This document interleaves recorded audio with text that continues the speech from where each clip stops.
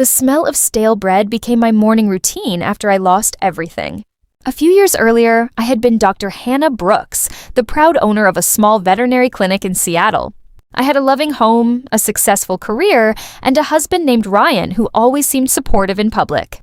Behind closed doors, however, he constantly criticized my passion for helping animals instead of chasing wealth.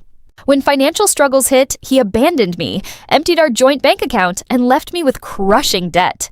Within weeks, my clinic closed, my car broke down, and I found myself sleeping behind a neighborhood bakery, surviving on discarded pastries, and wondering how my life had fallen apart.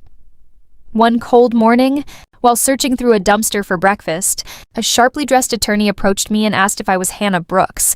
He introduced himself as Jonathan Pierce and delivered news that sounded impossible. My wealthy great-aunt, Eleanor Hayes, had passed away and left me her entire estate worth $97 million. I could hardly believe him. There was only one condition. I had 72 hours to travel to New York and hear Eleanor final instructions. If I refused, the inheritance would pass directly to my ex-husband Ryan, the same man who had destroyed my life. Still unsure whether it was real, I accepted the plane ticket and traveled to New York.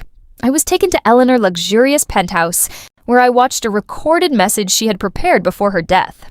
Eleanor revealed that she had once experienced homelessness herself after being abandoned by her husband. A stranger had given her a second chance, and that single act of kindness eventually allowed her to build an incredible fortune. She explained that if I wanted to inherit her estate, I had to spend the next 5 years helping 100 homeless women rebuild their lives through housing, medical care, counseling, education, and employment. It was never about giving away money. It was about restoring dignity. If I failed, Ryan would inherit everything. Instead of feeling overwhelmed, I felt determined.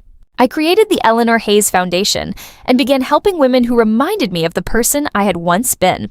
My first employee was Mia, a young homeless woman who had shared blankets with me during the cold nights behind the bakery. Together, we transformed a tiny office into a growing organization that provided real opportunities instead of temporary charity. Some women struggled and relapsed, but many rebuilt their lives, found stable jobs, reunited with their children, and regained hope. Every success reminded me why Eleanor had chosen me. As the foundation expanded, Ryan reappeared. Furious that I had turned my life around, he challenged Eleanor Will in court. He claimed I was unfit to manage the estate and argued that he deserved the inheritance. During the hearing, Jonathan revealed a second video Eleanor had recorded specifically for this situation. In it, she explained that Ryan's greed and cruelty proved exactly why he should never receive a single dollar.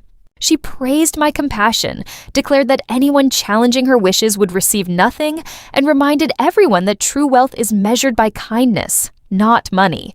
The judge dismissed the case immediately, leaving Ryan humiliated while I walked away stronger than ever.